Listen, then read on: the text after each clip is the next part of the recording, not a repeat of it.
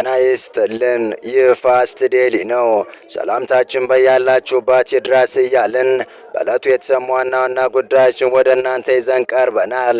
ቻናላችንን ሰብስክራይብ፣ ፕሮግራማችን ላይክና ሼር እንድታደርጉ እየጋበዝን የዕለቱን አበይት ዜናዎችን አስቀድመን እንጀምራለን። ኢሳያስ ይብቃቸው፣ በትራምፕ መወገድ አለባቸው የሚል አደገኛ ካርድ ተመዞባቸዋል። የአደገኛ ጥያቄም ወደ ዋይት ሀውስ መግባቱ ኢሳያስን ያስደነገጠ ሲሆን ምናልባት የስልጣን ዘመናቸው ማብቂያ መቃረቡ አመላካች ነው እየተባለ ይገኛል። ይህ ጉዳይ በተሰማ ተመሳሳይ ሰዓት ደግሞ የተለመደ ክሷን ወደ አዲስ አበባ የላከችው ኤርትራ በማስታወቂያ ሚኒስትሯ በኩል የኢትዮጵያ መንግስት ዘመቻ ከፍቶብኛል ስትል ከሳለች። የእነዚህና ትራምፕ ቀኝ እጃቸውን ወደ 4 ኪሎ ስለመላካቸውና በዚህም ስለ ግብፅና ኤርትራ ሊመከር ስለመሆኑ የተሰማውን እናስደምጣችኋለን። እስከ ፍጻሜው አብራችሁን ቆዩ።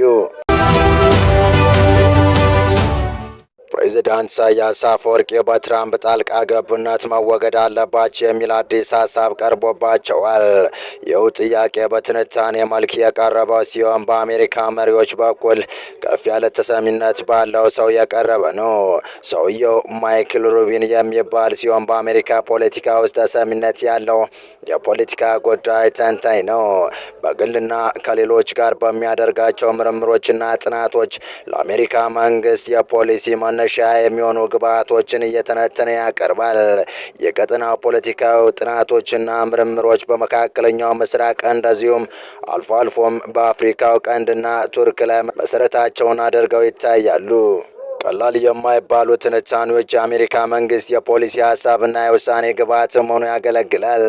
ይህ ሰው አሁን ደግሞ ፕሬዚዳንት ኢሳያስ ላይ ዞሯል። ይህ ሰው ኢሳያስ በትራምፕ ሊወገድ ይገባል ፍጠኑም ሲል ሀሳቡን አቅርቧል። ጋዜጠኛውና የፖለቲካ ጉዳይ ተንታኝ ማይክል ሩቢዮም በኢራቅ ጉዳይ የፔንታጎን አማካሪ ሆኖ እንደሰራ መረጃዎች ያመለክታሉ። በፖለቲካው ትንታኔ ዙሪያ ያሉ የካበተ ልምድና ችሎታው በአሜሪካ አመራሮች በኩል ያለውን ተሰሚነት ከፍ አድርጎታል። ይህ ሰው በአሜሪካ ውስጥ ያለውን ከፍ ያለ ተሰሚነት በመጠቀም በአሁኑ ሰዓት ደግሞ የኤርትራ ፕሬዚዳንት ኢሳያስ አፈወርቂ በትራምፕ አስተዳደር በኩል መወገድ አለባቸው የሚል አዲስ ሀሳብ ይዞ ብቅ የማለቱ ጉዳይ በቀላሉ አልታይም። የማይክል ሩቢን ትንታኔዎች ለአሜሪካ መሪዎች የውሳኔ ግብዓት ጭምር ሆኖ የሚያገለግል ሲሆን በኢሳያስ ላይ የሰጠውን ሀሳብ ከበድ ያለና እንዲሁ በቀላል እንዳይታይ አድርጎታል። ማይክል ሩቢን ኢሳያስ ይብቃቸው፣ መንግስታቸው በትራምፕ አስተዳደር መወገድ አለባት በማለት ሀሳቡን ሲያቀርብ የሚያበቁ ያላቸው ምክንያቶች ጭምር በመዘርዘር ነው።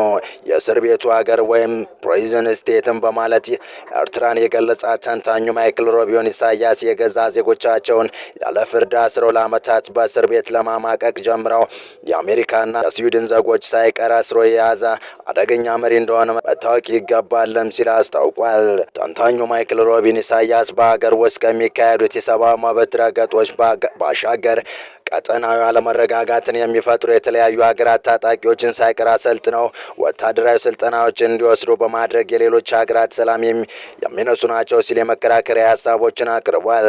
የትራምፕ አስተዳደር ኢሳያስን ለማስወገድ የሚያበቁ በቂ ምክንያቶች ያሉ መሆኑን ያብራራው ተንታኙ ከእነዚህም ሀሳቦች በተጨማሪ ሌሎች የኢሳያስ አገዛዝ መገለጫዎች ናቸው ያላቸውን ጭምር በመዘርዘር ለማሳየት ሞክሯል። ማይክል ሩቢን በዚህ በተለያዩ ድረ ገጾች ተሰራጭቶ በተነበቡለት ትንታኔው ትራምፕ ጊዜ ሳይወስዱ ወደ እርምጃ መግባት ያለባቸው መሆኑንም ጭምር አሳስበዋል። በተያያዘ ሌላኛው መረጃችን የኤርትራ ማስታወቂያ ሚኒስትር አቶ የማነ ገብረ መስቀል የኢትዮጵያ ገዢ ፓርቲ በኤርትራ ላይ የስም ማጥፋት ዘመቻ እያካሄደ ነው ሲል ጠንካራ ትችት ሰነዘሩ። ሚኒስትሩ ይህንኑ ትችት ተከትሎ በኢትዮጵያ ያለውን ወቅታዊ የኢኮኖሚያዊና ሰብአዊ ሁኔታ የሚያሳዩ መረጃዎችን በኤክስ ገጻቸው ላይ አጋርተዋል። ሚኒስትሩ በሰጡት መግለጫ በኢትዮጵያ በኩል በኤርትራ መንግስት አስተዳደርና የኢኮኖሚ ፖሊሲ ላይ የሚሰነዘሩ ትችቶችን ፍጹም ውሸት መሆናቸውን ገልጸዋል። እንደ አቶ የማነ ገለጻ እነዚህ የስም ማጥፋት ዘመቻዎች ዋና ዓላማዎች የኢትዮጵያ መንግስት የገባበትን የጸጥታ ችግር ለመሸፈንና ቀጣዩ መረጋጋት አደጋ ላይ የሚጥለውን የባህር በር የማግኘት አጀንዳ ምክንያታዊ ለማድረግ ያለመ ነው። ሚኒስትሩ አክለውም ኢትዮጵያ ባለፉት 3 አስርት ዓመታት ከለጋሽ ሀገራትና ድርጅቶች በድምሩ 84 ሚሊዮን ዶላር የሚጠጋ የገንዘብ ድጋፍ ብታገኝም ሀገሪቱ በከፍተኛ የኢኮኖሚ ቀውስ ውስጥ እንደምትገኝ ጠቁመዋል።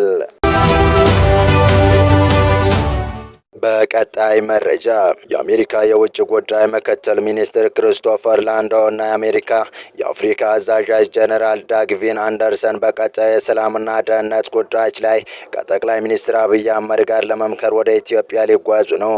ምክትል ሚኒስትሩ ከኢትዮጵያ በተጨማሪ ወደ ግብጽ፣ ኬንያና ጅቡቲ እንደሚያመሩ የሀገሪቱ የውጭ ጉዳይ መስሪያ ቤት አስታውቋል። የውጭ ጉዳይ መስሪያ ቤት አርብ ጥር 15 2018 ዓ.ም ያወጀው መረጃ የሚያመለክተው ለ8 ቀናት የሚዘልቀው ጉብኝት የሚጀምረው ዛሬ ቅዳሜ ጥር 16 ነው። የሚቀጥለው ሳምንት እሁድ ጥር 24 እንደሚጠናቀቅም በመስሪያ ቤቱ ምክትል ቃል አቀባይ ቶሚ ፒጎት ስም የወጣው መግለጫ ያስረዳል። ክሪስቶፈር በኤክስ ገጻቸው ባሰፈሩ ጽሑፍ ወደ ግብጽ፣ ኢትዮጵያ፣ ኬንያና ጅቡቲ የሚያደርጉት የመጀመሪያ ጉዞ እንደሆነ ጠቅሰዋል። የውጭ ጉዳይ ምክትል ሚኒስትሩ በአራቱም ሀገራት በሚያደርጓቸው ጉዞዎች በአሜሪካ ፕሬዝዳንት ዶናልድ ትራምፕ ቅድሚያ የሚሰጣቸው ጉዳዮች እንደሚያራምዱ መስሪያ ቤታቸው ገልጿል። ቅድሚያ የሚሰጣቸው ጉዳዮች ተብለው የተዘረዘሩት የንግድ ሚዛን ማመጣጠን፣ ምቹ የንግድ ሁኔታ ማረጋገጥ እንዲሁም ሰላምና ደህንነት ማስፈን የሚሉት ናቸው። የመስሪያ ቤቱ መረጃ እንዳመለከተው ምክትል ሚኒስትሩ ክሪስቶፈር የመጀመሪያ ጉዟቸውን የሚያደርጉት ወደ ግብጽ ነው። የክሪስቶፈር የካይሮ ጉዞ የመጣው የአሜሪካ ፕሬዝዳንት ዶናልድ ትራምፕ የናይል ወንዝ ጉዳይን በተመለከተ ግብጽና ኢትዮጵያን ለማደራደር ያላቸውን ፍላጎት እየገለጹ ባሉበት ሰዓት ነው። ትራምፕ ይህንን ፍላጎታቸውን የገለጹት ባለፈው ሳምንት ለግብጽ ፕሬዝዳንት አብዱል ፈታህ አልሲሲ በጻፉት ደብዳቤ ነው። በዚህ ሳምንት ደግሞ ሁለቱ ፕሬዝዳንቶች በስዊዘርላንዷ ዳቮስ ከተማ ሲካሄድ በነበረው የዓለም ኢኮኖሚ ፎረም ላይ ተገኝተው ይህንኑ ጉዳይ አንስተዋል። የውጭ ጉዳይ ምክትል ሚኒስትር ክሪስቶፈር በግብጽ ቆይታቸው ከሀገሪቱ ባለስልጣናት ጋር ውይይት ከሚያደርጉባቸው ጉዳዮች አንዱ በቀጠናዊ ተግዳሮቶች ላይ የሚደረግ ትብብርን የሚመለከት እንደሆነ መስሪያ ቤታቸው ገልጿል። የአሜሪካና ግብጽን የኢኮኖሚ ግንኙነት ስለማጠናከርም ከባለስልጣናቱ ጋር የሚነጋገሩት ምክትል ሚኒስትሩ ሀገሪቱ ውስጥ ኢንቨስትመንት ከሚያደርጉና ከሚንቀሳቀሱ የአሜሪካ ኩባንያዎች ጋር ውይይት እንደሚያደርጉ ተጠቅሷል። የውጭ ጉዳይ መስሪያ ቤት መረጃ እንደሚያስረዳው ክሪስቶፈር ከግብጽ በኋላ የሚኖራቸውን ጉዞዎች የሚያደርጉት ከአሜሪካ የአፍሪካ እዝ አዛዥ ጀነራል ዳግቪን አንደርሰን ጋር ነው። ምክትል ሚኒስትሩ ወደ ኢትዮጵያ በሚያደርጉት ጉዞ ጠቅላይ ሚኒስትር አብይና ሌሎች ባለስልጣናት እንደሚያገኙ ተገልጿል። በዚህም ከጠቅላዩና ከሌሎች ከፍተኛ ባለስልጣናት ጋር ኢትዮጵያ እንዴት ወደ ቀይ ባህር ተጠቃሚነቷ ትመለስ የሚልና ከግብጽ ጋር በአባይ ግድብ ጉዳይ የገባችበት ሰጥ አገባ እንዴት ይፈታ በሚለው ላይ ይመክራሉ ተብሏል። አሜሪካ የባህር በር ጥያቄ ተገቢ ነው ብላ የምታመን ሲሆን እኚህ ባለስልጣናትም ይህንኑ ያጽናል ተብሎ ይጠበቃል። የመስሪያ ቤቱ መረጃ ጠቅላይ ሚኒስትር አብይ አህመድን ጋር ጨምሮ ከኢትዮጵያ ባለስልጣናት ጋር በቀጠና የሰላምና ደህንነት ጉዳዮች ላይ ይመክራል ይላል። በተጨማሪም ባለስልጣናትና የግል ዘርፍ ተዋናዮችን አግኝተው ለአሜሪካ የንግድ ተሳትፎን ለማሳደግ ያሉ እድሎችን ያስተዋውቃሉ ተብሏል። በተጨማሪም በአዲስ አበባ ቆይታቸው ከአፍሪካ ህብረት ኮሚሽን ሊቀመንበር ማህሙድ አሊ ዮሴፍ ተገኝተው እንደ ሰላም ማስፈን፣ የንግድ ትብብርን ማስፋፋትና ሰብአዊ ቀውሶችን መፍታት ባሉ ቅድሚያ የሚሰጣቸው የጋራ ጉዳዮች ላይ እንደሚወያዩ የውጭ ጉዳይ መስሪያ ቤቱ አስታውቋል። የውጭ ጉዳይ ምክትል ሚኒስተር ክሪስቶፈር የኬንያ ቆይታ ከሀገሪቱ ባለስልጣናት ጋር ሰፋ ያለ ቀጠናዊ ጉዳዮችን በተመለከተ ጭምር ውይይት የሚያደርግበት እንደሆነ ተጠቅሷል። የመስሪያ ቤቱ መረጃ ከኬንያ ባለስልጣናት ጋር የንግድ ተሳትፎን፣ የጸረ ሽብር ትብብርን፣ በሄይቲ ደህንነት ለማስጠበቅ የምታደርገውን አስተዋጽኦና ሰፋ ያሉ ቀጠናዊ ጉዳዮችን አስመልክቶ ይወያያሉ ሲል በናይሮቢ የሚነሱ አጀንዳዎችን ዘርዝሯል። የጅቡቲ ጉዞም ተመሳሳይ በደህንነትና በጸረ ሽብርተኝነት ትብብር እንዲሁም ንግድ ግንኙነቶች ላይ እንደሚያተኩር ተገልጿል።